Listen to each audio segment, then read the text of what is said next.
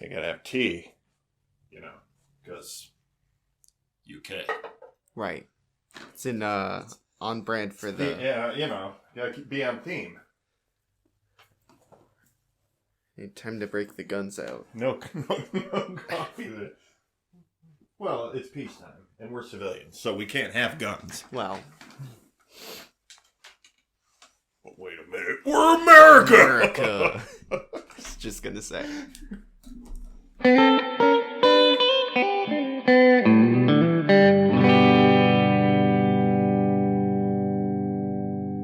Hello, and welcome to The Picture Show with Austin and Phil Rood. I am Phil Rood. I'm the dad. I'm Austin Rood. I'm the son. Every week we watch a movie, and then we talk about it. This week... It's getting ahead of myself there for a second. You can announce the movie. It's okay. No, we'll keep it a secret, even though they saw the title. Oh yeah! Wow, real clandestine kind of shit going on here, huh? Anyway, before we get to that movie we won't talk about, it's not Dunkirk. What did you watch this week? I did not watch much this week. I watched a couple episodes of Batman the Animated Series. Okay. HBO Max has the entire series. If you have not seen it, I can't recommend it enough. It is one of the best iterations of Batman probably ever, honestly. That explains, I've seen like clips of it on TikTok, like sprinkling into my feed. Are people your age discovering it or rediscovering it? Yeah. They're just, it's popular again online. Yeah, no, it's a great series. Honestly, it kind of spun out of the 1989 Batman, sort of the darker take, and they made sort of a dark kid show. Isn't Batman Beyond a spin-off of that? Yeah, that's like a sequel series. So okay. It's all kind of tied in together. It's the Bruce Timm universe, his character designs, and it's aside from being like a super fun, I say it's dark looking. It's very much comic book. Like, it's appropriate to like a kid's comic book.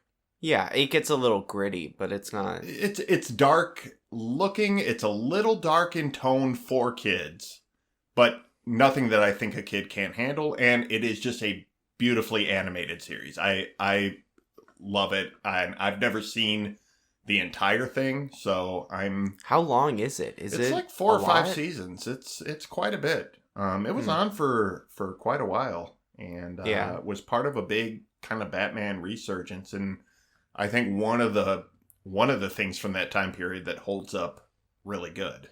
I feel like I grew up and Batman was like so popular, and now it's just kind of like, yeah, he's there. Yeah, he kind of ebbs and flows a little bit, It's what DC movie is he cropping up in, or that's just kind of yeah.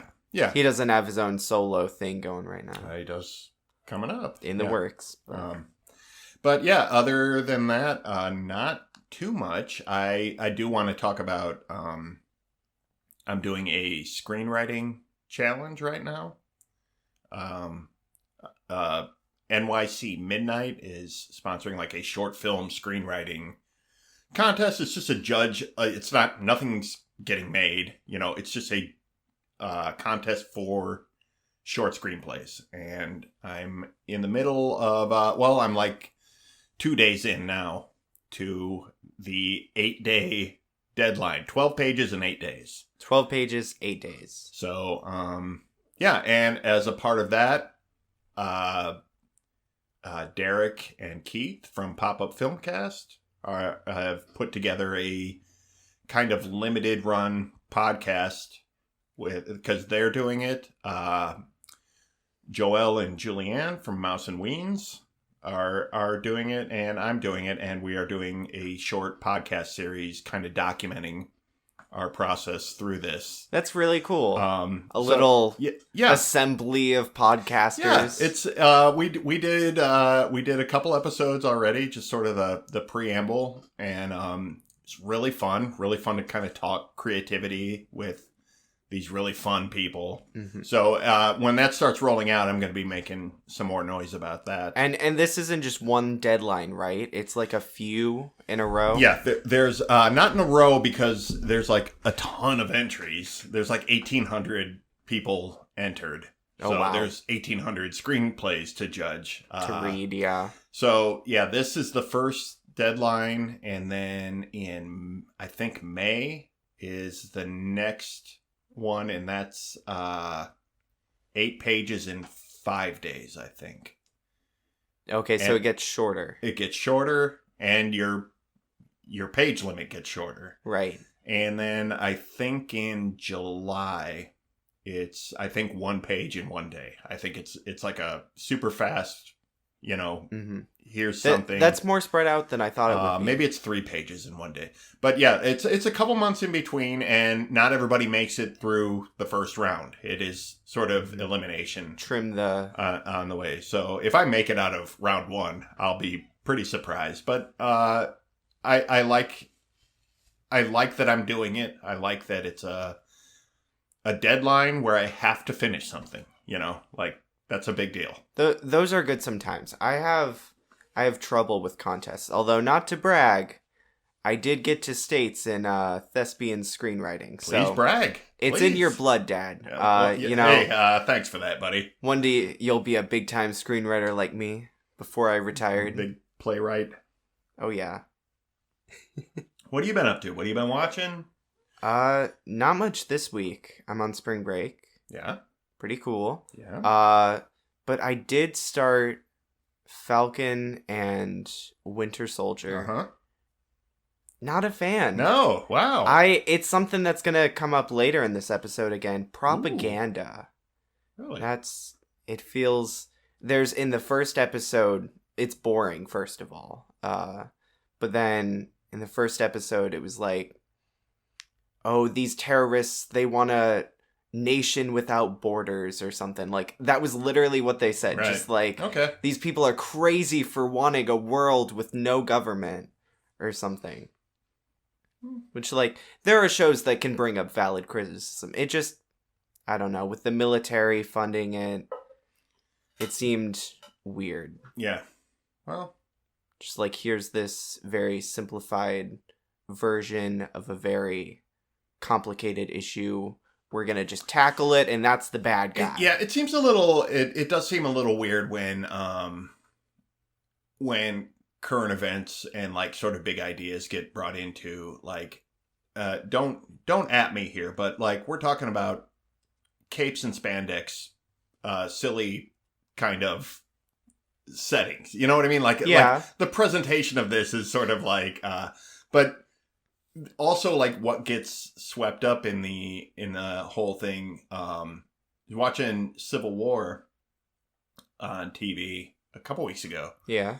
And, like, the whole thing is presented, it's a Captain America movie, and Captain America's the good guy in all of this, and all, and then you kind of start to think about it, and it's like, no, I think Tony Stark is actually in the right. It's like, oh, it's about not registering, and it's like, well, I mean, you are kind of a vigilante, unsanctioned, and you're intervening in all of these foreign governments and things like that, and causing massive destruction. Yeah, there's a problem with that. Like, there's sort of like this weird twisting of ideals that well, also comes with around that. All that. See, I'm on the other side. Now we're going to cover Captain America Civil War. Ooh, but yeah. Let's do it. But the government shouldn't have control of... I think the Avengers is a group of individual... They have their own agenda. And I don't think it should be controlled by a world government. So was Blackwater. What? Blackwater. Blackwater was a private security firm that went and did security work in Iraq, and because they weren't officially part of the military, they were allowed to do what they wanted to do, and there was a big firefight that broke out, and civilians were killed. And you have to hold people accountable when things like that happen, and that's essentially... Okay, no, this is exactly what I think there's a huge parallel between... You're getting into real world stuff that I didn't even want to get into. Well, that's what I'm talking about, though. Like, if we are going to present this as, like, a metaphor for real world problems, then, yeah, absolutely. Like, there is a... Well, there's a difference between Blackwater and Heroes in Spandex. And that's the thing is... If they're both intervening in foreign... But one does good and is that's very... a point of view, isn't it? Okay. I'm just saying, it's... My point was just that Marvel is funded by military to bring up points that are like, hey, maybe... Is it funded by... Oh, the U.S. government? Yeah. Iron Man, Captain Marvel, all of these things that, like, kind of critique the military-industrial complex while also making it look really cool and being like, see, we're questioning ourselves. No, and do they pay for the production of these movies? They do. Really? All of the Captain America movies, which 2 of them are, like, heavily, like, criticizing the American government. That's really strange.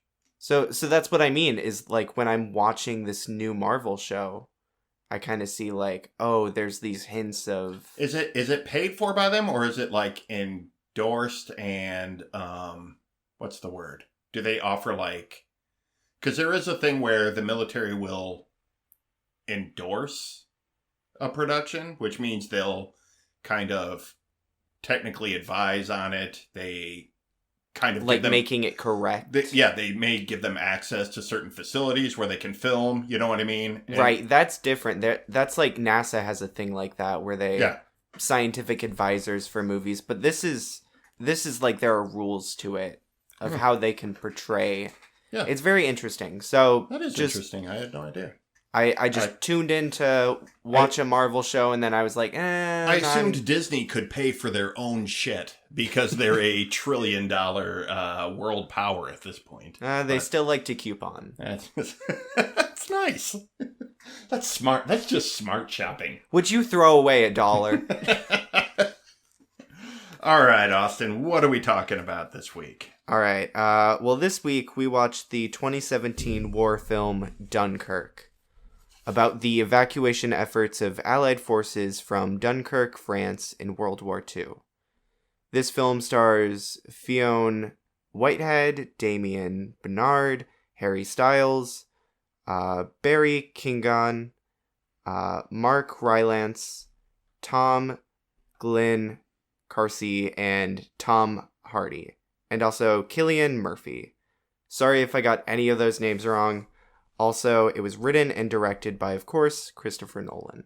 Of course. Well, people know who Christopher Nolan is. Yeah. I feel like him and Harry Styles are really the big stars here in this. Yeah. Not Tom Hardy. Yeah. Tom Hardy. Isn't that Venom? Yeah, and it. Okay. And Bane. Yeah. And Mad Max. So he's worked with Nolan before. As has Cillian Murphy. Interesting. I think Christopher Nolan kind of keeps I think he has a group of people he likes to work with. Oh, he definitely does. Alfred's always there. Michael Caine's in a lot of his stuff, yeah. Tom Hardy has been in, he was in Inception.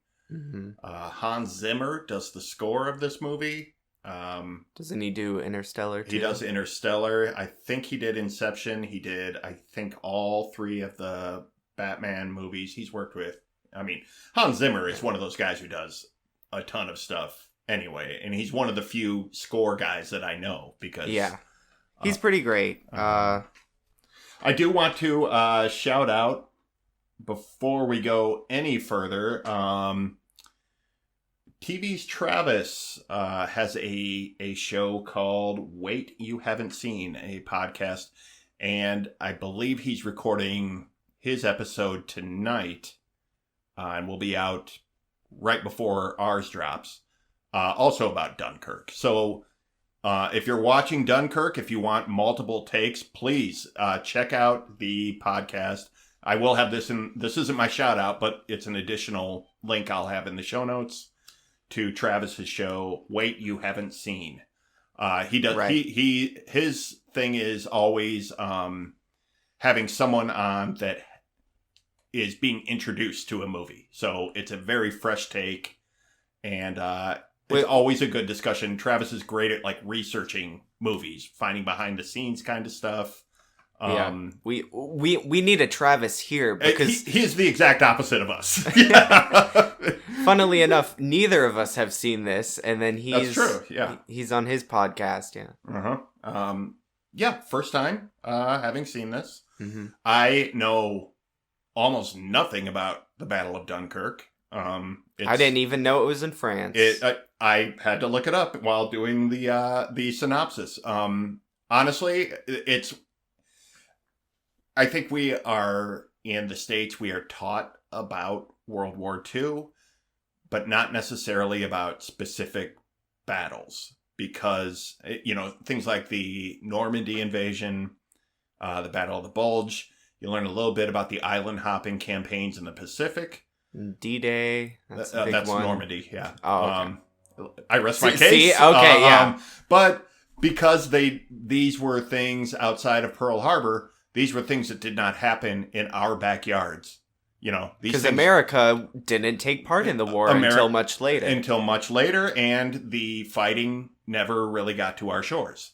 Right. So, while so many, I'm not trying to discount the contributions of the United States. A lot of men and women fought and volunteered, and the people here who picked up the slack. But as far as like seeing the raw, like actual fighting, we're a little distant. I think very distant. So like, Dunkirk, which was a huge deal. You saw that town in the movie. Yeah. And I know it's a movie, liberties were taken, but it's an abandoned town, essentially. Like there's we didn't have to evacuate. We didn't have to hide in bomb shelters, the people here. So it's a very different experience being American. So to see like a European point of view on a war movie, not just the knowledge of the history of World War II, but to see a movie told from a European perspective, I think was really a different viewpoint that I really kind of appreciated. Mm-hmm. Well, point of view, that's kind of like what this whole movie is about. Yes.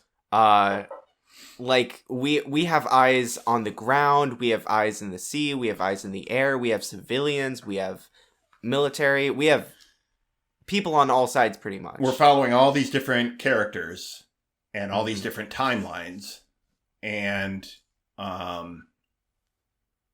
it really is sort of like a well-rounded view of the events of this 24 or 48 hours.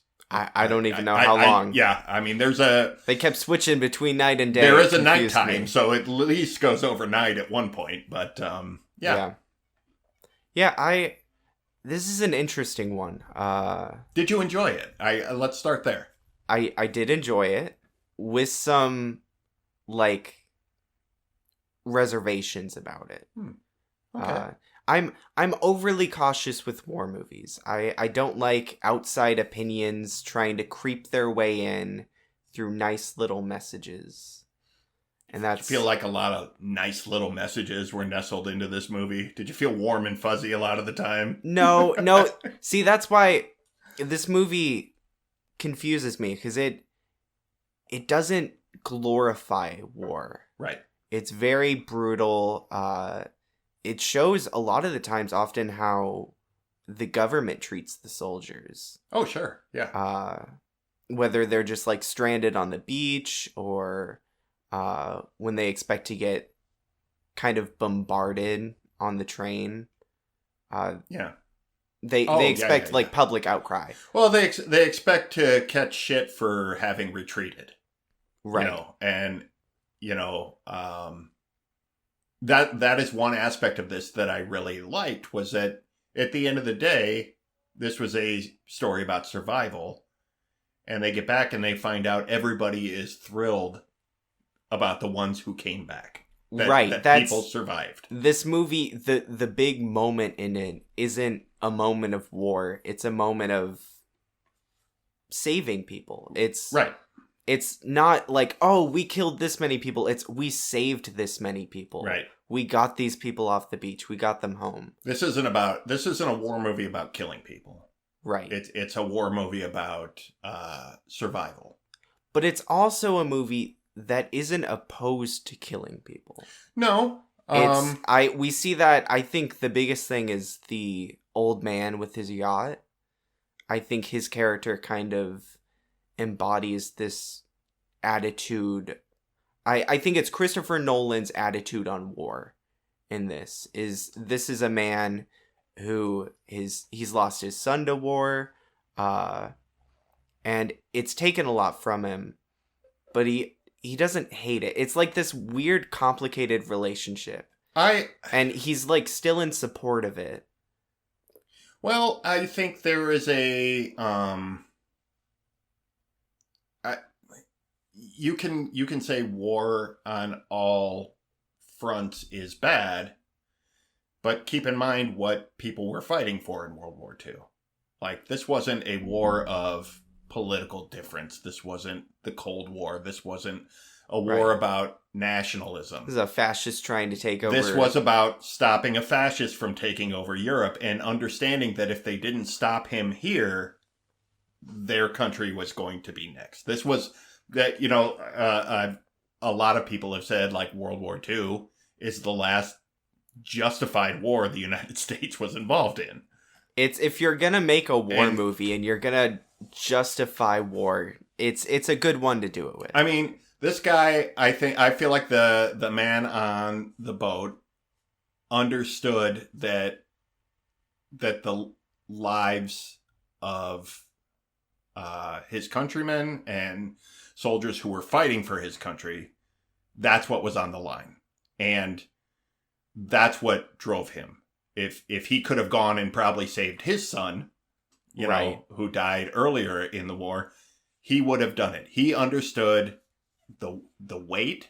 Do we turn back? Do we take back this one man and the boy who's hurt, George, below deck and try and save him? Or do we go save more people? Or do we see if we can, and you can see him weighing these options. I wanted to get to this later, but I'll say it now. This was the set of characters I connected with the most and that I got the most out of was the old man and his son and George. Mm-hmm. And then Cillian Murphy, who they pick up as that PTSD soldier.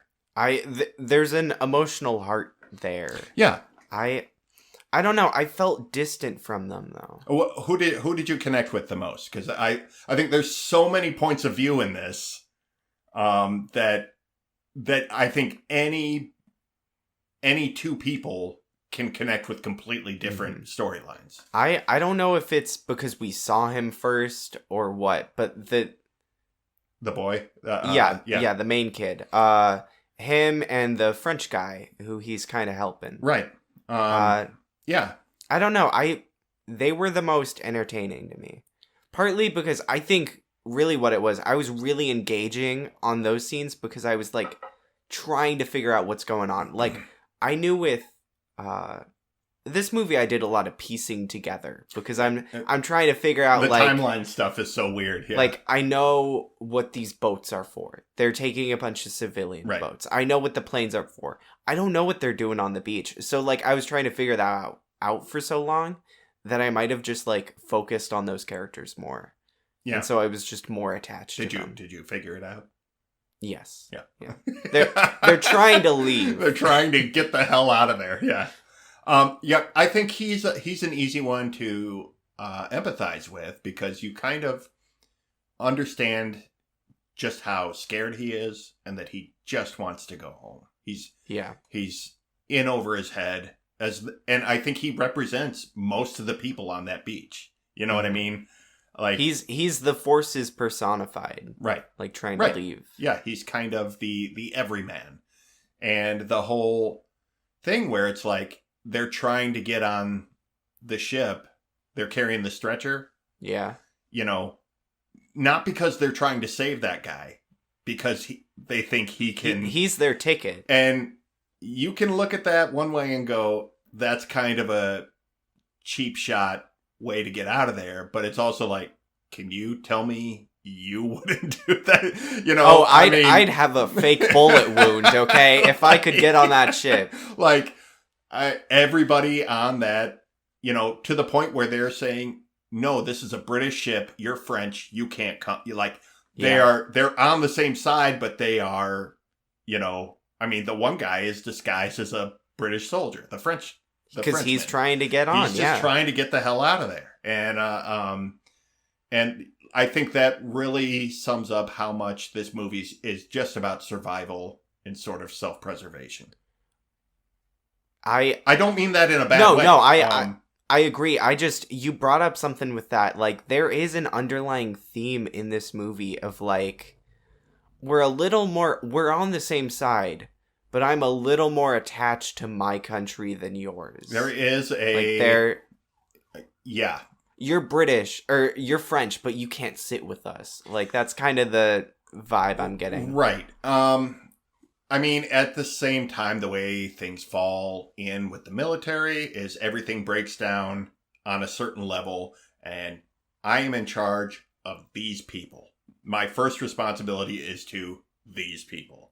You know what I mean? Yeah. And whether, you know, if you're overall, you're like, okay, I'm in charge of the British forces, and then, you know, company commanders I'm in charge of this company of men, platoon leaders, these 12 men are mine. You know what I mean? Like, it breaks down and everybody has to, but yes, it does seem petty when they're all on the same side, and you just kind of want to go, look, just start loading people on the boats and sort them out later. Get those people out of there. Yeah. It's hard to watch, and I think that's part of the point of this movie. Mm-hmm. This movie does suspense really well. Oh my god, so well. Christopher Nolan. I feel like that's obvious with him. I was tense from minute one. Yeah. I mean, literally the first shot with leaflets coming down on the street. It's like there's a weird, just that shot is like there's a weird menace to it. And also it's calm. And I think it just works. It's weird to see an empty, quiet street. It's a calm before the storm. Yeah. You know something's coming. Yeah, it's the tension never let up for me through this whole movie. It's an exhausting movie. If this had been 3 hours, I would be in a coma right now. I think, like, just from exhaustion. Yeah. We sat down and we were like, I don't know if we're gonna have time to record. This is a war movie. It's probably like 8 hours long, and then hour 40 minutes. Yeah, about that. Yeah, hour 45.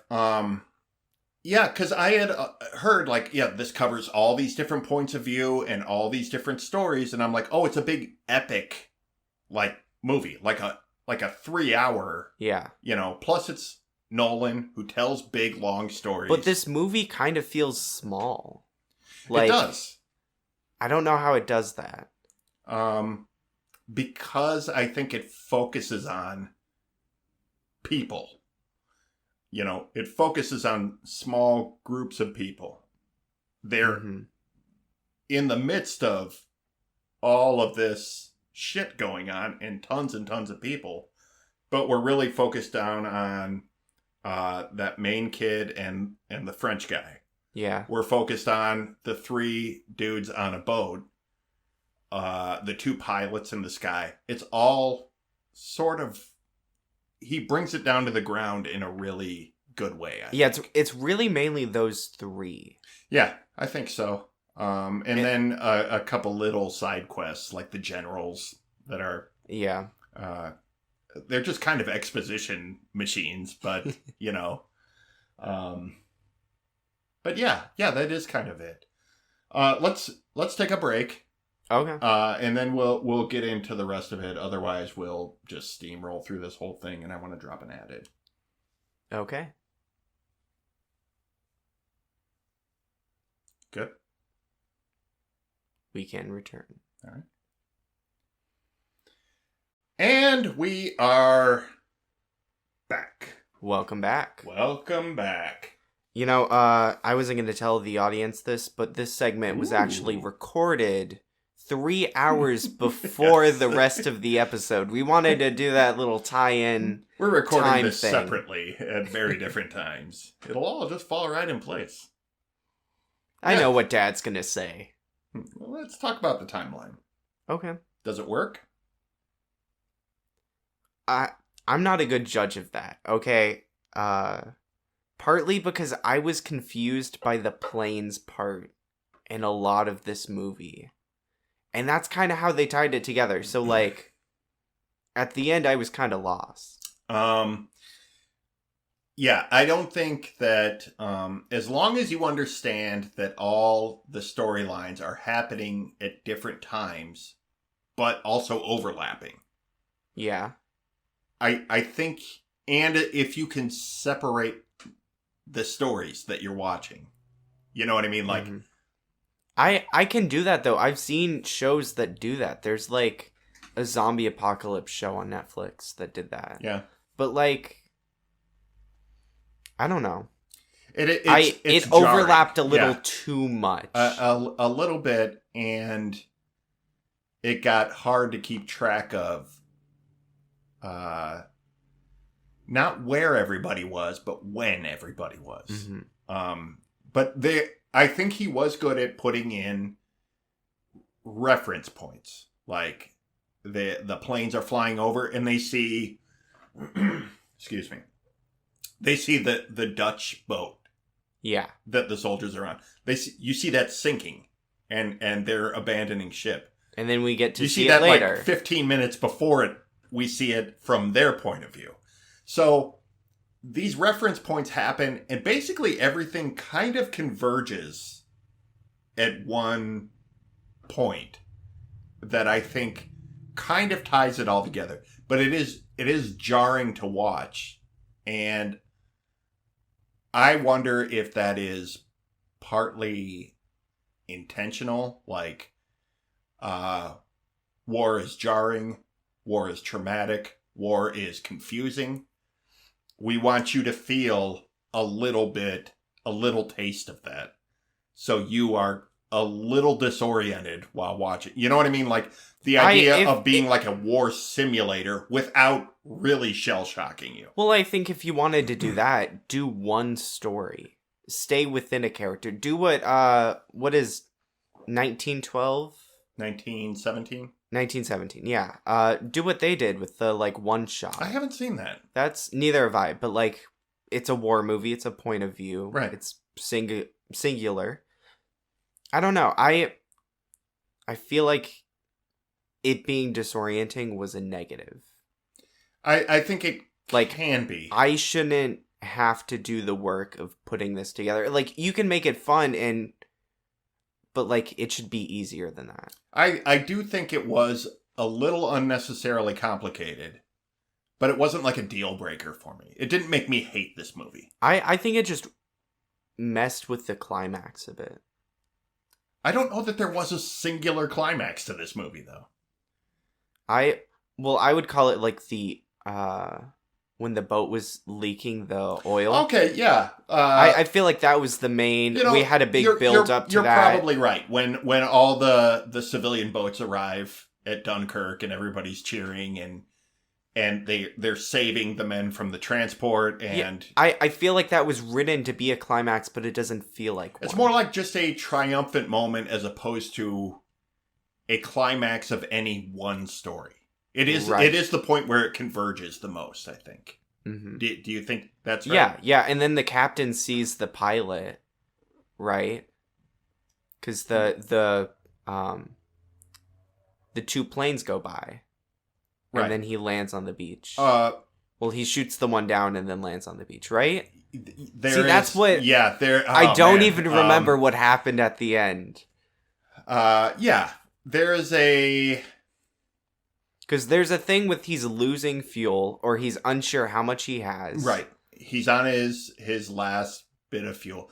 Right. That happens right after that in the movie, but I can't remember exactly where in the timeline it happens. Like, I think it's right around there anyway. Someone needs to make an Excel spreadsheet, okay? And it is, because they had picked up the other pilot not long before then. Right. And that wasn't far off from where he was then, because he had like 15 gallons of fuel left at that point. And he was in sort of his home stretch to Dunkirk. So, yeah, it was right around that same point. What a tragic, what a triumphant and then tragic end for Tom Hardy's character, though. Yeah, you kind of get to see him live out his victory, though. Yes, like, he just lives a out little his bit. victory very shortly. Right. And then he's taken by the Germans. Well, that's kind of the thing, is this movie also, this is a battle. Yeah. This is not, the war's not over. Right. It was going on before this movie, it's going to go on after. And we there see that. There are casualties. There are people we spend time with, like the Frenchmen, who don't make it. You know, yeah. These people we put the entire movie into. And Tom Hardy, his character, I'm sure was killed. I think the implication is, look, at best, German POW camp. None of it's good. But yeah, so much death, so much, there's nothing, I mean, you want to talk about propaganda, there's nothing glamorizing war in this movie, I don't think. Right. These people are miserable. Yeah. That's kind of the thing. I feel like this is, and there was a big trend of this when Saving Private Ryan came out, and that Spielberg really was striving to show war in a very violent, graphic way that didn't make it look cool. It was jarring and terrible, and the first half hour to 45 minutes of that is the D-Day invasion, and it's freaking brutal. It's just and I feel a little bit like Nolan was trying to just make that movie. You know what I mean? There's a whole other story that happens after D-Day that is the crux of that movie. But I feel like Nolan was like, yes, this movie, this one specific battle, that's what I'm going to do. And this wasn't even necessarily the Battle of Dunkirk. This was them trying to evacuate. This is the aftermath. This is them trying to get the hell out of there. This is backing out of the parking lot. Yes. So this was a very specific sliver in time. You're right. This wasn't some dumbass movie where they're like, oh yeah, if we win this one battle, it's all over. It all just falls apart. It's like dominoes. Right. It all falls. And it's like, no, this was one campaign, and and they lost. It was a losing battle, which is, I don't feel like it's very much we get to see a movie about a battle that was lost by our side. You know what I mean? Well, that brings up, was it lost? Was it truly lost? Because how do you win a battle? By taking control of the area. So by that metric, yes, they lost. They lost control of Dunkirk. They did, but they gained. Well, I don't know if they gained. They lived. They lived another day. But they lost the battle, and they retreated, and gave up their footprint on that specific place. That's how they score a battle as won or lost. Okay. You know what I mean? Yeah. But you're right. The movie's point of view is every person we get out of there is a win. Mm-hmm. Whether they turn around to fight again or whether they just go back to England and go home. They survived this terrible, terrible thing. They lived. Right. I think we saw that in The Blind Man handing out blankets. He says, he's saying well done to everybody. And he says, well done. And I think it's Harry Styles' character says, all we did is survive. And he says, that's enough. Yeah. This old man has probably seen some shit. Maybe he fought in World War I. Maybe he's just an army vet who gets it. But he's happy that they're home. This is an old blind man who's volunteered to hand out blankets. He's trying to help. He's trying to help. And that's I think, very typical of the war effort of World War II. People wanted to help. There were Americans who wanted to go to war before the United States actually got involved. Right. People were trying to protest to like. Right. They wanted involvement. They understood what was going on was wrong. They understood how dangerous Hitler was. Mm-hmm. You know, and there were people who wanted those refugee boats full of Jewish refugees to be brought in, where the government turned them away. Right. You know, like, and I can only imagine if it's being fought in your backyard, how much more you want to help out, you know? So yeah, they have people handing out tea and bread and, you know. And the women who were working on the boat or something. Nurses like and caregivers and things like that who, you know, were also, you know, please, you know, go downstairs. How about, oh my God, that just brought me to when they get on that ship, they do manage to make it on that first ship. And then it instantly like blows up. Well, they go inside and they close the door. And it's like, oh my God, I feel like the claustrophobia of, you know, you just saw a ship get sunk. And now you've been locked in this sardine can, and you know there's no way I would. I didn't even think about it. The French guy who stayed out on the deck. Yeah, I'm like, he knew. That guy is a smart one, because oh my God, that was anxious, man. That's one of those scenes where before the ship got blew up, like it's one of those downtime moments, like. Yeah. Where they're grabbing a snack, or when they're on the beach and they're just standing in line like it's recess. Yeah. Like, yeah. I don't know. There's something in those moments where it feels like, oh, this could be any day, any time. It's just people. Right. It's quiet. Again, calm before the storm kind of thing, I think.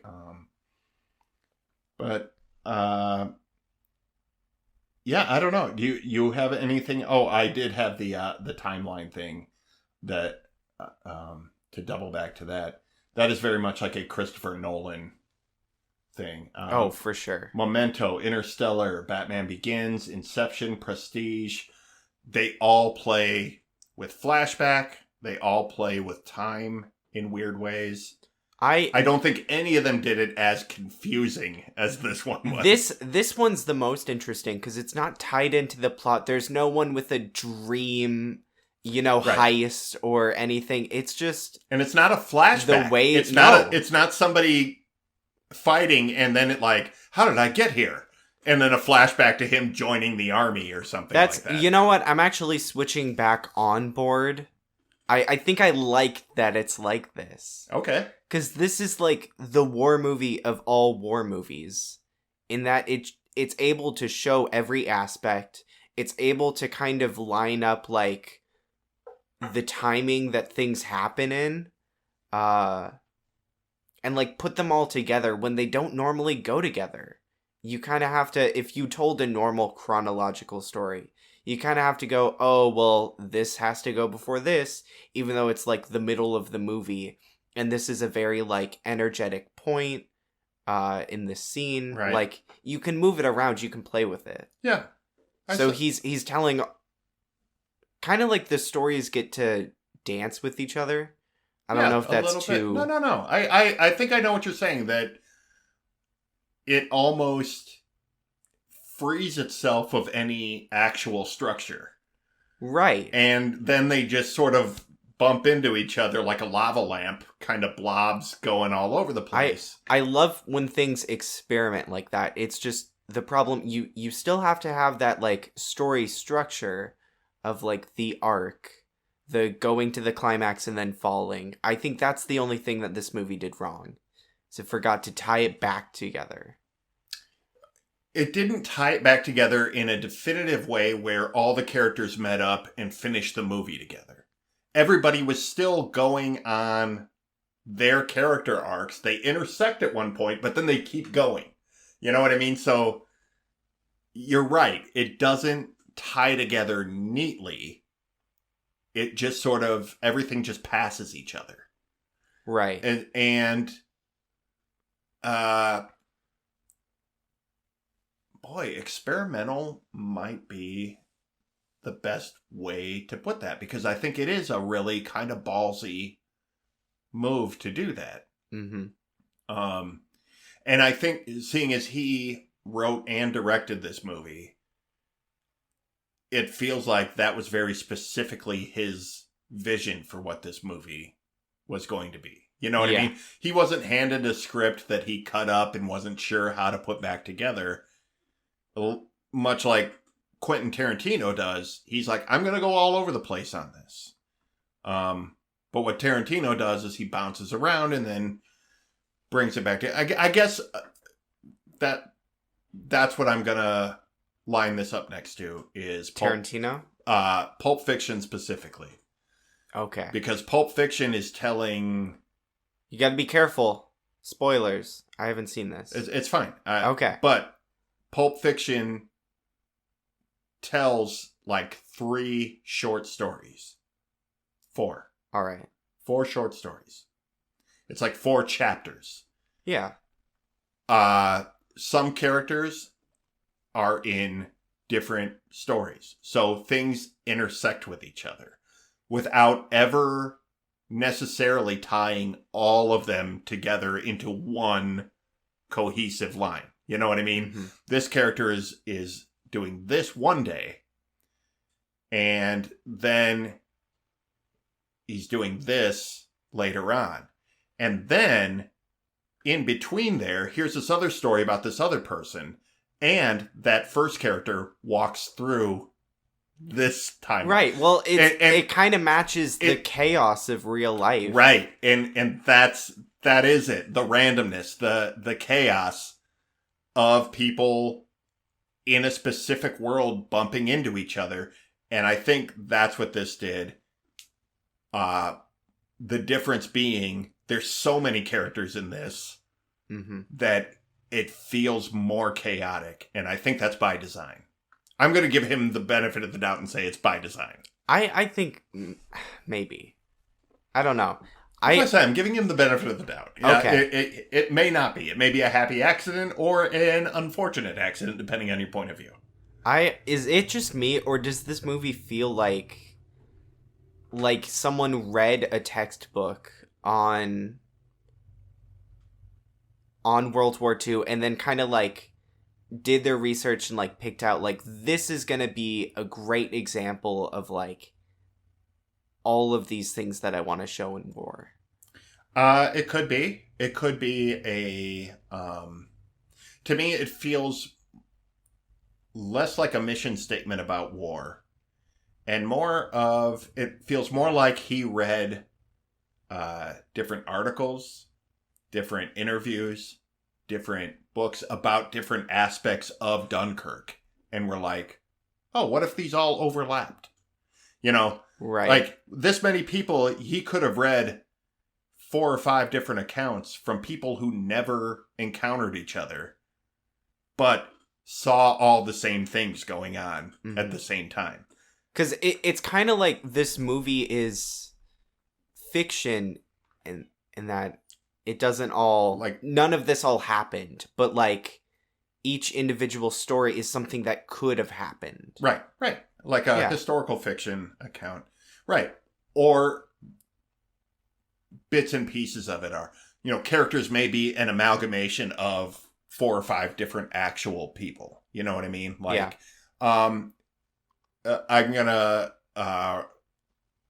point at something else that did Deadwood. The TV show Deadwood is based on some actual historical things from the settling of the town of Deadwood in the 1880s.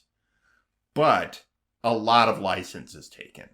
So there's sort of broad strokes truths in it, and some people that are representing real people, some characters that are representing real people, and some people are they just straight up are like, oh, here's 4 or 5 people who existed in this town. Let's roll them into one character. It's kind of what you have to do when you're creating something. Right. And it's just sort of like, yes, this is historical fiction. Yes, it is based on some actual historical events. We've taken some storytelling license. And I think that's perfectly fine to do, especially if you're going to honor what this event was about. You know what I mean? And say, this was about Brits getting back home and surviving and regrouping to fight fascism another day. You know, keeping these men alive. And I think that's a really interesting way to do it. I'm also totally speculating about what this was. Like I said, I don't know about the Battle of Dunkirk. I'm not going to pretend like, oh yeah, well, what actually happened? That's part of the thing is, like, you should never take historical fiction and, like, this was the event. Yes. Rose and Jack were not on the Titanic. It never happened. I hate when people watch movies and they pretend that, oh, well, this is what it happened. Even, like, biopics about one person are heavily, like, so much bullshit in them. And people are like, hey, Johnny Cash did this. It's like, no, that's not what happened at all. George Washington could not tell a lie. It's pretty wild. But this did make me kind of curious about battles like Dunkirk. Your mom's grandfather fought in Bar, France, and helped liberate this little village in France from Nazis who were occupying. You know, really cool. Like, there's these little slivers of the war that we never learn about here. Mm-hmm. And, I know about Bar, France because it's in Christie's family history. You know what I mean? This is recent enough that, like, all of these events still have implications and impacts. Sure. On, like, the modern day. It's less than 100 years ago. Right.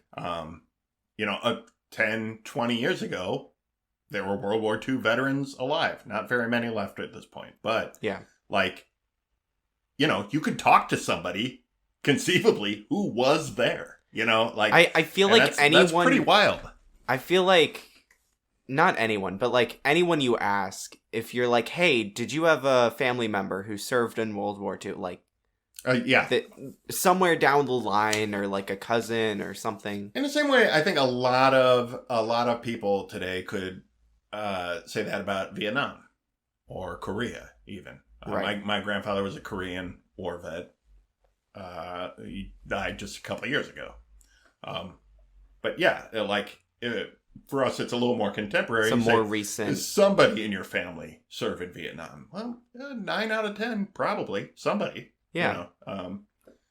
But yeah, this was a wild movie. Do you have any, before we wrap up, do you have anything else? Like, would you watch this again? Would you recommend people check this out? I would watch this. I wanted to point out a quote that stuck with me. So I actually looked up the script, and this is at the point when the civilians on the yacht, they've rescued this pilot who crashed into the water, and he's trying to go back. He doesn't want to fight anymore. He doesn't want to go to Dunkirk. You're talking about the first guy. Yeah, this is the first one. Yeah, he's not a pilot, but yeah. No? No. Okay. He was on one of He was on a fighter plane, right? No, he was on a ship that got torpedoed. Oh, okay. I'm confused the pilot now. was the guy that they picked up later on, that they had to get out of the... So this is the shipwrecked guy. Yes. And he says, this is a pleasure yacht. You're seeking weekend sailors, not the blood navy. A man your age, and he's talking to the old man here.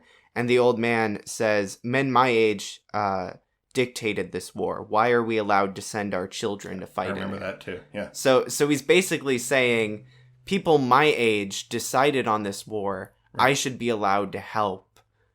I shouldn't be sending my son to die in it. Right. Yeah. Which he already did. Yes, and this man knows the cost of war. Right. And understands that he can make a difference and help save other people. And I think that's a really good quote to pull out, because there's another quote from Hunter Thompson, where he says something about when 9/11 happened. Okay. He said he immediately was like, "Oh, here's another reason that we're going to have to send our young people off to die." It's sad but true. And he knew that this was going to bring us in this endless war, that we're still involved in. Yeah. And he said, it's in one of the documentaries about him. He says, "I'm sick and tired of old men sitting around dreaming up ways to kill young men." Or so, I'm paraphrasing. I've heard that. I'm tired of old men sitting around dreaming up ways to send our young men off to die. I'm in the ballpark, but yes, it's the sentiment that counts. The idea and the way we see in this movie that they send civilian boats through waters full of German bombers and submarines, as opposed to sending their navy to come pick. You know what I mean? Like what a chicken shit move to say, send civilians, get out what we can, otherwise forget it. I mean, because they're looking at it. When that general says, like, they're saving them for the next battle or something. Yeah, that's... Because that's how the military keeps score. We lost that one. We're not going to dump any more of our resources into a lost battle. Whoa. Why are you still going on about that? We've got this new one that we're planning. Yeah. The human cost is never really brought in. I know there's a lot of arguments for the military has to look at big picture, and they have to,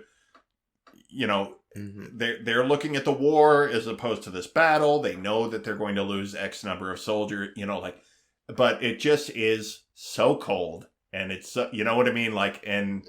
It's chilling. It really is. And you bring it into a climate that we're in now where everybody is pro-military, is pro-veteran, and this, that, and the other.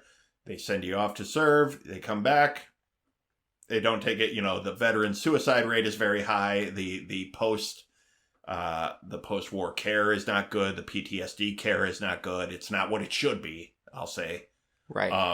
And the idea that the government cares about its soldiers is one that I can't believe anyone still believes in. And or that this is just kind of like the cost of doing business. That's the sentiment that a little upsets me. Yeah, and it is. I think it hits home in a time where that has become very, very evident after 50, 60 years of watching this kind of thing, through Vietnam and all the way up through today, of not treating PTSD and not taking care of soldiers when they come home.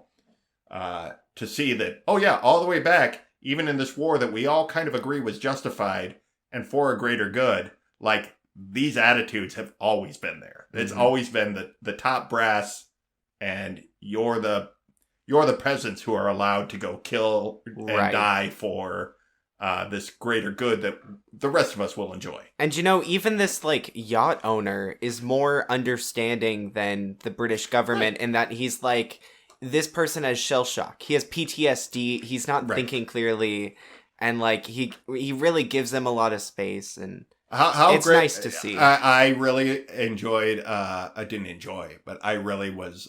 I thought it was a great part when they're picking up the soldiers, and he says, "Be careful with him," because George is down there. Yeah. They say he's dead. He's like, "Well, be careful with." And then they very respectfully cover him up, and they put him to the side. And then Cillian Murphy says, is he going to be okay? And he's just like, yeah. He kind of teaches his son that shell shock is not this thing to lock in the room and ignore. He's like, we got to be careful with this guy because he's very fragile right now. Like he didn't want to hurt the boy. No. That was an accident. He felt bad about it. Yeah. Even though he doesn't know he's dead. Like it's really tragic. And that's a very personal story that we see of that. It's kind of the most noble, like, heroic sort of, like, send-off that they give to any character in this movie. Yeah, by putting him in the paper? Well, yeah, and, like, how intimate his death was. He got, like, to talk with his friend and this thing. And it wasn't, like, a hyper-violent or horrific... I mean, he kind of dies off screen, basically. Right. Where, like, the French guy getting trapped in the boat that's sinking. They keep coming back to it. Oh my god, it's brutal. It's like, please, just let him die already. Can we cut away from this? But I think also the other thing about Cillian Murphy that I thought was interesting is his character, very fragile, very broken. But when he's in the lifeboat, and the main kid and the Frenchman are trying to get into the lifeboat, he's like, no, stay out here. Yeah. We'll come back for you. Like, he's very cold about it. Like, everybody is very survival in their immediate sphere. And I don't blame anyone for that. But we see that character completely flip. We see what PTSD, by seeing him before, we see what PTSD has made him. We see the toll it takes on him, I think. See, I didn't even connect that. But I didn't even realize he was that character. I think the timeline is so jarring in this. I'm going to have to map it out. I won't sleep until I have this. Now, hold on. I think I got this. Freeze frame. That character. Who is he? All right. When Tom Hardy shows his watch again, I'm going to be able to link all this together. All right. We have Soldier Extra 306. Yes. Would you watch this movie again? I would. Wow. Yeah. Good for you. I mean, you're not a war movie guy. I'm not. I'm not. I'll feel shame about it, or don't be ashamed of enjoying a movie. Watching a war movie does not make you pro-war. I know it doesn't. It's a very gray, very broad. There are some war movies. I am not a huge war movie as a genre guy, but there are a handful of war movies that I really enjoy, and most of them are things that show, like, something like Apocalypse Now. I love that movie. Mm-hmm. It's not necessarily pro or anti-war. It's just war is madness. Like, that's the message of the, if you're going to survive war, you have to be as crazy as war. See, that's kind of the thing I don't like. It's a pretty wild ride. It's pretty fun and horrific. Platoon is actually a really good movie. I honestly can't name, like, any other war movies. I don't... Like, I know, like, the big ones. Saving Private Ryan. Saving Private Ryan's a good movie. I don't know.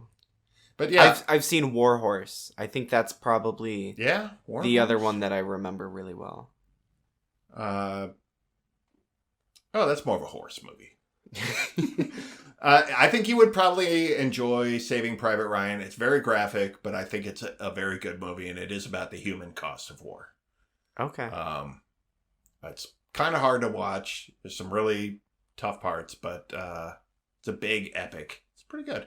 But that also, like, spawned a bunch of copycat movies. They're like, oh, you like graphic war movies, huh? And then it became just like war porn. That's always how it happens. Yeah, it's like you're missing what this movie is actually about. I think my rule is, if you're treating war movies like, oh, this is just some badass action, I'm not going to stick with you. If you're not showing that there's cost, if you're not showing that there's ethical implications, then it's just cheap fun, and you might as well make a Star Wars movie. That was my American Sniper problem. They didn't show about Chris Kyle. I thought that movie was very much about PTSD. That was my problem with it, is it wanted to be about PTSD, but it also filmed the war scenes like cool action movie scenes. And it's like you can't glorify this and say, isn't this terrible? That's just tacky. It was wanting to have its cake and eat it too. And also, I think that movie is not written very well.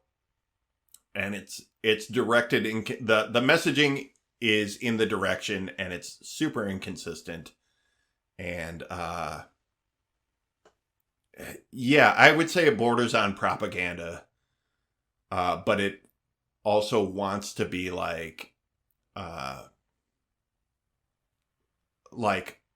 we're about PTSD. It's a very weird, and I like Clint Eastwood as a director most of the time, but man, that movie was a big misstep and a real big disappointment, and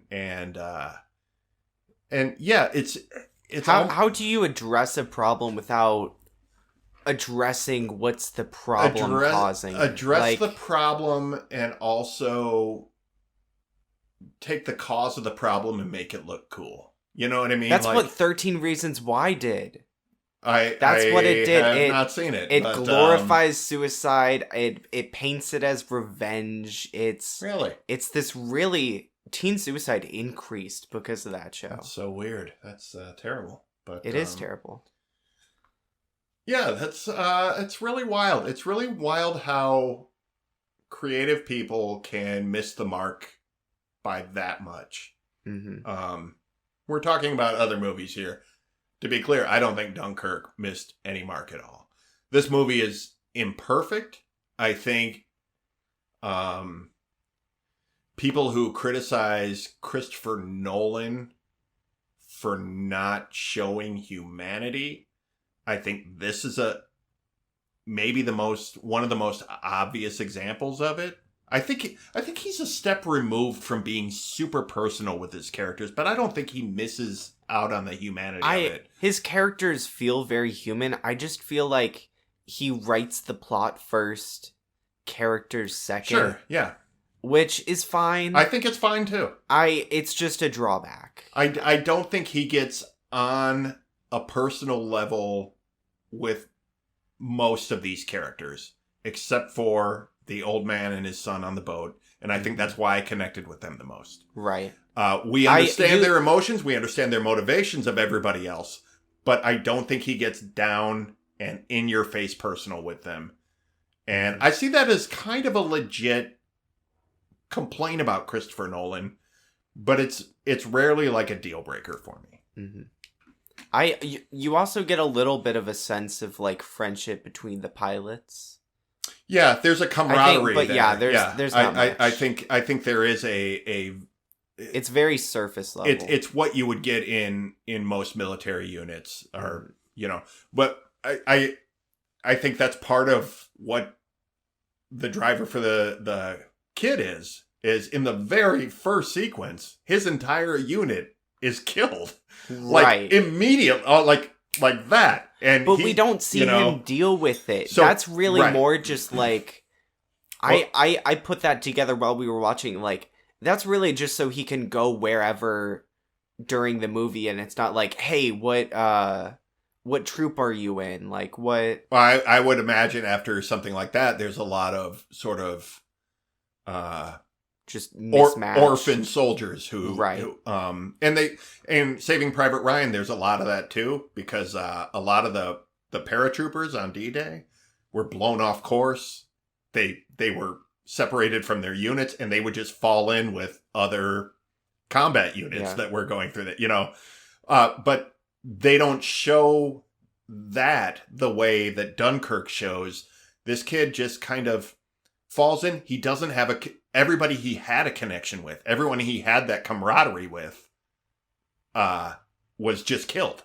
Yeah. And now he's just sort of floating. And the first person he makes a connection to is the French guy who helps him bury a soldier on the beach while he's taking his shit.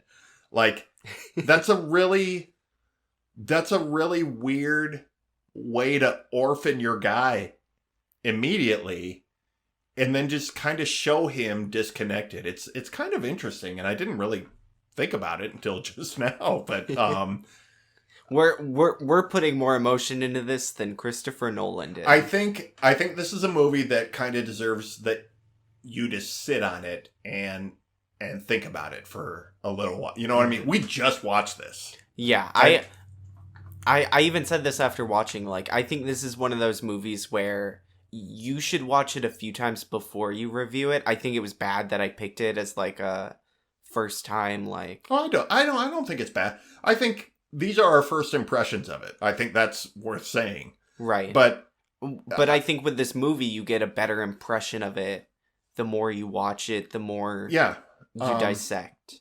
This was the only Christopher Nolan movie I've not seen, except for Tenet, which is his newest one. Right, starring David Tennant, reprising his role as the 10th Doctor. How great would that be? Tenet is Tenet. I know Nolan makes movies for a big screen. Like Tenet, he delayed the release of that, and he really wanted that thing to be in theaters. It's so sad. And I kind of feel bad for him because I know, like, just watching this movie today, I was thinking, I bet this movie is a fucking smoke show on a big screen. I bet this movie rocks on a big screen. Especially like the airplane, the dogfights. Mm-hmm. Anything that shows like the ocean in this movie, yeah. It's big. It's a big scope movie. But I still, like, I do enjoy his movies on TV, but most of his movies I've seen in theaters. And I'm always like, yeah, Nolan makes a movie that is designed to be seen in a theater. I kind of feel bad for him, but I also don't. Like, adapt with the times. Like, it's good to have, like, a format that you want this movie to be seen in, but that doesn't mean without that format, the movie's lost. I don't think any of his movies depend on being seen in a theater. Right. But I think he just really, he likes people to experience it the way he wants it. And I think he's a particular person. He right. wants things the right way. I hope I think he should have just released it, and then later down the line you can have a big nationwide theaters event. Look, man, movies come back around in theaters. They do revivals all the time. Where I saw Pulp Fiction in a theater like 10 years ago. And I had never seen it in a theater before, and I'm so glad they re-released it. It was a one night only thing. Me and a friend went, and we had a great time. I finally got to see it in a theater on a big screen with all this, it on film. Mm-hmm. And it's just like, yes, this is how this movie was meant to be seen, and I'm glad I did. Monty Python. Yes. In theaters at you saw at 16. Holy Grail. Yeah. Yeah. It's those kinds of things. He could easily say theater is not just for when your movie is released. Like, it's not the only time. He could bring Tenet back to a theater after COVID times. And I realize people are starting to go to theaters again. I understand we're not like necessarily, I don't feel safe going to a theater. I haven't had a vaccination yet. And I understand a lot of people are starting to venture out into the world, and I think that's great. And I hope there are always theaters, and I hope there are people like Nolan who always make movies that they want to be seen on a big screen. Mm-hmm. But I feel like him really wanting to shove Tenet out at the time that he was really wanting to shove it out there was like super irresponsible and dangerous. It was like, come on, man, just put a hold on it or throw it out and bring it back later. Like, I understand like your art, like you really want to, but like at a certain point, you're just a millionaire throwing a tantrum. Kind of, you're kind of burying the lead. It's kind of like that new Bond movie. And I want to see that new Bond movie. Mm-hmm. And they keep pushing it. Like, they're so bound and determined to show it in theater. And it's like, for Christ's sake, it's Bond. There's 50 of them. And they're all kind of the same. And that's what we love about them. We don't care where we see it. Just throw it on HBO, please. I just want to see this stupid movie. You keep shoving it backwards.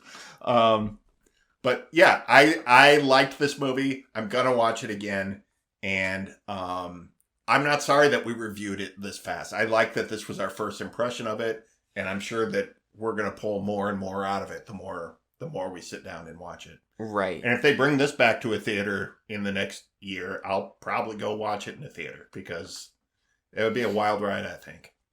I agree. I'm gonna watch this movie again, and for some weird reason, now I want like to cut the movie apart and just like rearrange things. I want to play with this movie. Give it time. This feels someone like will an do it. interactive movie. You can put all of the same characters, same scenes together, or you could like rearrange them. You so put it starts with the chronologically, plane and ends with someone whatever. Will do it. People have done that with Pulp Fiction. People have done that with all kinds of Tarantino movies because they all jump back and forth. Mm-hmm. People do that shit just for fun.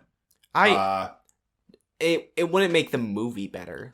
I just think it's a fun way to play around with media. The Godfather 1 and 2, some studio cut that up, and they used to play it on TV as the Godfather Saga, as one whole thing. Not the third one? When they did that, the third one didn't exist. Okay. So it was 1, and then 2 is... there's a flashback. It goes back and forth between the flashback. So they pulled all the flashback out of 2, put that up front. They took the flashback at the end of 1, put that behind it. Mm-hmm. Then they play all of 1 and all the rest of 2.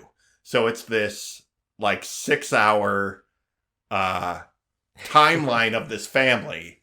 And it's like, that's fine. And it's cool and it works in that context. But it also is just sort of like Godfather 2 is about how Michael's ruling juxtaposed against the way his father rose to power. And the difference in the personalities. So and mixing them up like that. So you're taking some of the punch out of it when you do it that way. And then it's just a series of events as opposed to an artistic statement about 2 characters and how different and how the same they are. But it's, I don't know. It's a cool like editing experiment, but sometimes I'm just sort of like, you kind of lose something because there's something cool about the way things are edited. And like we said, this was kind of experimental, non-structural kind of shit. Mm-hmm. And I think you would lose a little bit of the novelty and the... Well, even like there's some cuts that are like one character going underwater and another one coming up. Yeah. So like that wouldn't make sense. But like, I don't know. I think it's a fun experiment. It could be. It could. I mean, nothing wrong with trying it.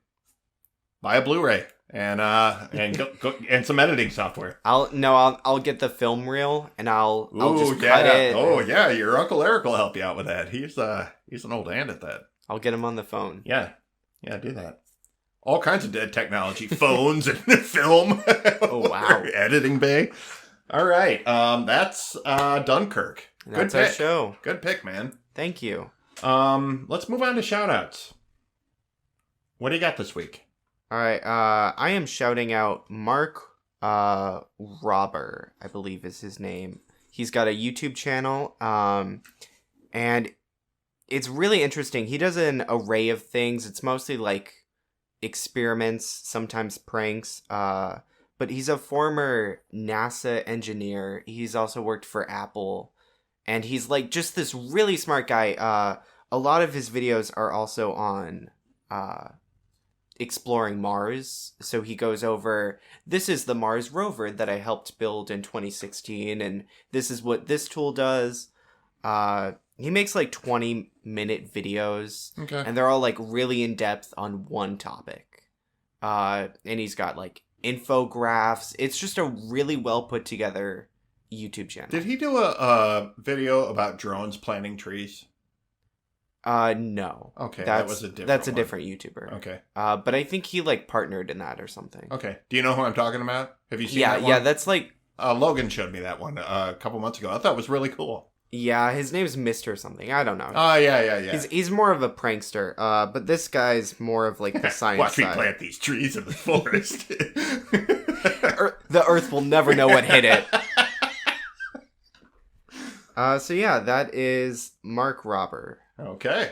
What do you have for us? I have a musician named Reina Del Cid. That's Reina Del Cid.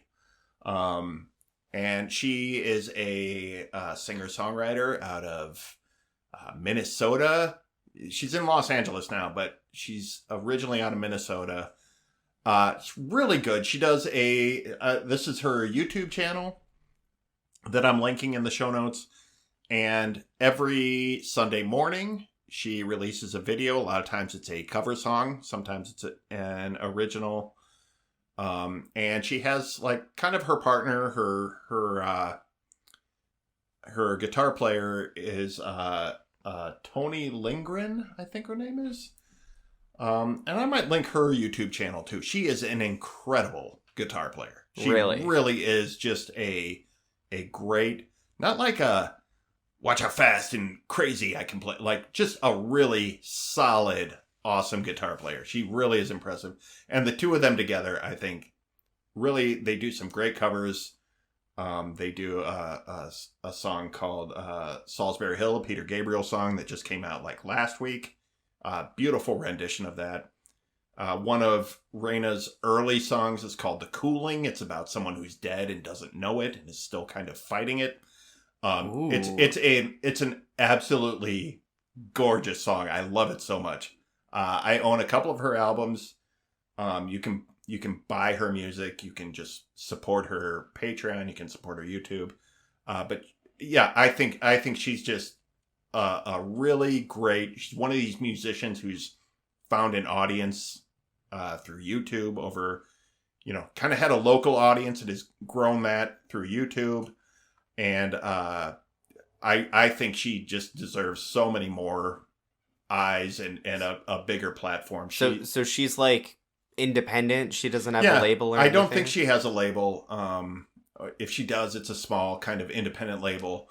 But just a really talented songwriter, really fun channel. And they partner with other musicians like Josh Turner, who's also like a independent singer-songwriter, a lot of covers as well. I'll probably link him some other time. But yeah, there's like a community of these independent musicians out there. And if you start following one, it leads you into more. There's a great independent music community on YouTube, and Reina Del Cid is a great part of that. I've seen bits and pieces of YouTube's music industry. Yeah. I think it's really cool that people are able to do that on their own. People are finding their way and using YouTube and I think really starting to be able to build careers in these kind of new media way. And some of them are really good and deserving musicians who, you don't need to depend on necessarily a record label to get your name out there anymore. And these are some great musicians who are able to take advantage of that. Well, it's good that you're shouting that out. I think so. I try to help out some indie We're artists good Samaritans here. that I like, and I think everyone else should shout out people they like as well. Yeah, I do think it's a good thing. On that note, I want to thank you for listening to this episode of The Picture Show with Austin and Phil Rood. If you enjoy our show, please leave a review on your podcatcher of choice. It helps our villainity. It helps our Vin Diesel, and it helps our visibility, and it helps us grow the show. Another way to help us, Vin Diesel, another way to help us grow is to tell a friend. And that's right. If they say, hey, I'm not a big podcast guy, go, okay, it's no big deal. And then go to war with them. Tell them they fight for our right to be played in their ears. You must be a German spy if you don't like The Picture Show with Austin and Phil Rood. That's right. Well, looks like it's my pick next week. What are you giving us? I am giving yous Kung Fu Hustle. All right. Where's the panda in this one? No panda. Well, maybe there is a panda. I don't know. I've never seen it. Okay. This is a Stephen Chow joint. In Shanghai, China, in the 40s, a wannabe gangster aspires to join the notorious Axe Gang. That's the synopsis on IMDb. I know this is a kung fu movie. It is very well regarded, kind of a cult movie. I've never seen it. I know very little about it. And Julianne from Mouse and Weens, in a conversation about movies recently, said, "Do you like this movie?" I go, "I don't know. I've never seen it." She goes, "You got to see it." And I looked it up on Netflix, and it's almost leaving Netflix. So we are just going to beat the time. Quick.